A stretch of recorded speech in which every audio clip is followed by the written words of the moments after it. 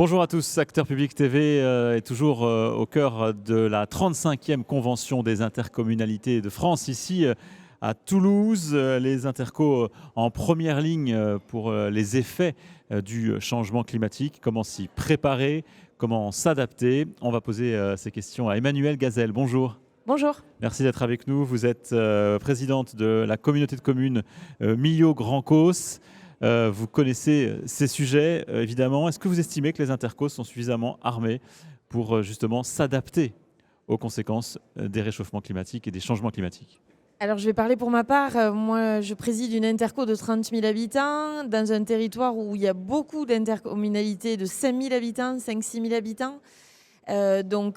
Pour à la fois porter ces politiques qui ont une connotation stratégique importante, tant pour la réduction de notre impact environnemental que pour l'adaptation, la taille de l'interco est parfois un peu limitée pour être en mesure en matière d'ingénierie de mettre en place ces visions stratégiques. Donc nous, on a la chance d'être dans un parc naturel régional, celui des Grands Causses. Et donc, on a pu se regrouper pour le SCOT, pour le PCAET. Et donc, ça nous renforce évidemment cette capacité d'ingénierie. Donc, je pense que oui, l'interco est la bonne échelle, mais peut-être aussi avec des regroupements d'interco quand elles sont trop petites. C'est ça, le travail à faire quand on d'adaptation au changement climatique n'est pas forcément adapté finalement au niveau de l'interco, même si vous dites que c'est la bonne échelle. Ce sont les compétences qui sont portées par les intercos, donc en ça, oui, c'est la bonne échelle, évidemment. Mais parfois, quand on est une interco à 5 000 habitants, on n'a pas de chargé de mission sur ces sujets-là, par exemple. C'est compliqué. Donc du coup, pouvoir aussi se regrouper en milieu rural, et en zone de montagne, c'est la raison pour laquelle on n'est qu'à 5 000 habitants. Et même pour mon interco à 30 000, l'ingénierie du PNR nous sert, nous est utile. Pourtant, moi, j'ai un service environnement. Voilà, cette vision stratégique et puis sur ces sujets de transition énergétique, écologique et d'adaptation, il faut avoir le coup d'avance. Et donc, pour avoir le coup d'avance, en effet, il faut avoir des moyens en termes d'ingénierie. C'est vraiment indispensable. Alors, il y a les moyens en termes d'ingénierie, donc les moyens humains, mais il y a aussi les moyens financiers. Est-ce que les intercommunalités sont suffisamment armées financièrement pour répondre à ces enjeux ? La réponse est non. Et d'autant plus aujourd'hui, avec toutes les incertitudes qui planent sur la CVAE en particulier, sur nos sources de financement, non, parce que ces politiques, je le disais, elles sont dans une vision stratégique et donc à moyen, à long terme. Et donc, il faut qu'on puisse s'engager aussi sur des budgets à moyen et à long terme. La politique de l'habitat, telle qu'elle vient d'être complètement remodelée au niveau national, nous impacte directement parce qu'on a mené des politiques qui étaient lisibles pour les habitants, qui fonctionnent. Et aujourd'hui, il faut tout remettre à plat. Et alors, sous l'ambition de simplifier, en fait, c'est un parfait exemple pour montrer qu'on vient encore complexifier, ne serait-ce que pour comprendre ce qui est attendu dorénavant dans ce plan habitat. On a mis du temps, quoi. Voilà. Alors, qui dit moyens financiers limités dit obligation de travailler par priorité. Les compétences des intercos, ça va de l'eau, le déchet, la mobilité, l'habitat, l'urbanisme. Quelle est la priorité dans votre intercommunalité ? Comment vous définissez ces priorités ? Alors, je crois qu'il faut agir sur l'ensemble de ces champs. C'est possible ? Il faut. Et justement, il faut l'envisager dans cette vision systémique sur la transition à toutes les étapes, y compris sur le développement économique d'ailleurs.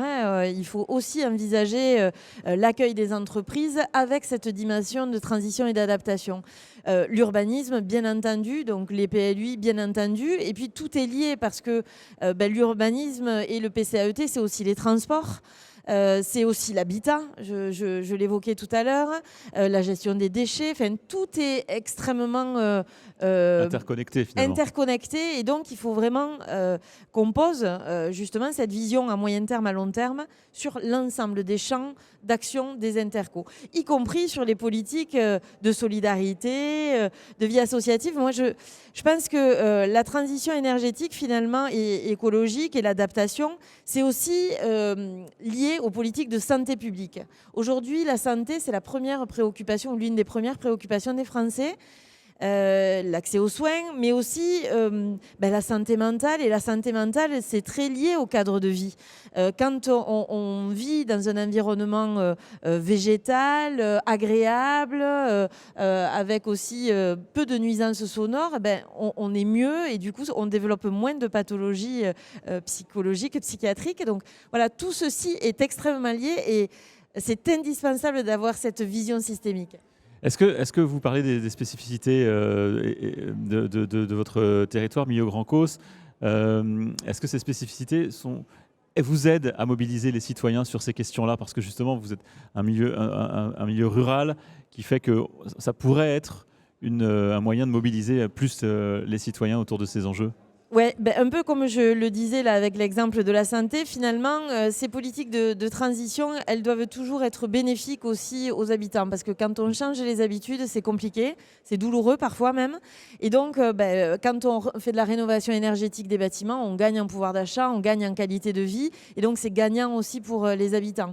Quand on fait des mobilités collectives, on va expérimenter des mobilités sur les zones les plus reculées de ma communauté de communes en laissant une voiture électrique qui pourrait être conduite par un chauffeur bénévole dès lors qu'il ne sera pas seul dans la voiture. Et l'idée, c'est de créer du lien aussi dans nos centres-bourgs, dans nos quartiers. Et donc ça, c'est aussi bon pour la qualité de vie, pour le bien-être. Bien sûr. Donc toutes ces politiques, il faut toujours qu'elles soient liées à une amélioration finalement ressentie ou accompagnée, on va dire. Par exemple, les politiques sur l'alimentation, ça aussi c'est un enjeu majeur. Nous, on a une restauration collective qui fait des repas non seulement à partir d'1 € en fonction des revenus des familles, mais aussi à 62% de bio et de local. Quand on fait ça, on éduque nos enfants à l'alimentation de saison, à voir aussi la proximité, parce qu'il y a une carte de l'Aveyron dans nos restaurants scolaires. Ils savent que le fromage il vient de là, que la viande vient de là. On les éduque aussi à la lutte contre le gaspillage alimentaire.